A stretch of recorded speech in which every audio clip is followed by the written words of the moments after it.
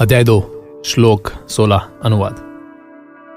तत्वदर्शियों ने यह निष्कर्ष निकाला है कि असत्य यानी कि भौतिक शरीर का तो कोई चिरस्थायित्व नहीं है, किंतु सत्य यानी कि आत्मा अपरिवर्तित रहता है। उन्होंने इन दोनों की प्रकृति के अध्ययन द्वारा यह निष्कर्ष निकाला है।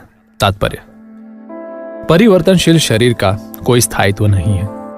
आधुनिक चिकित्सा विज्ञान ने भी यह स्वीकार किया है कि विभिन्न कोशिकाओं की क्रिया प्रतिक्रिया द्वारा शरीर प्रति क्षण बदलता रहता है। इस तरह शरीर में वृद्धि तथा वृद्धावस्था आती रहती है, किंतु शरीर तथा मन में निरंतर परिवर्तन होने पर भी आत्मा स्थायी रहता है। यही पदार्थ तथा आत्मा का अंतर है। स्वभावतः शरीर नित्य परिवर्तनशील है और आत्मा शाश्वत है।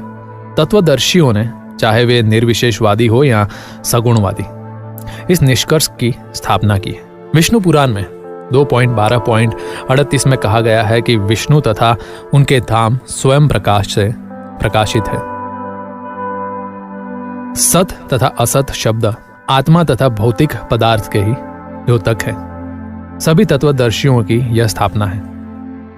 यहीं से भगवान द्वारा अज्ञान से मोहग्रस्त जीवों का उपदेश देने का शुभारंभ होता है। अज्ञान को हटाने के लिए आराधक और आराध्य के बीच पुनः शाश्वत संबंध स्थापित करना होता है और फिर अंश रूप जीवों तथा श्री भगवान के अंतर को समझना होता है। कोई भी व्यक्ति आत्मा के अध्ययन द्वारा परमेश्वर के स्वभाव को समझ सकता है। आत्मा तथा परमात्मा का अंतर अंश तथा पूर्ण के अंतर के रूप में है।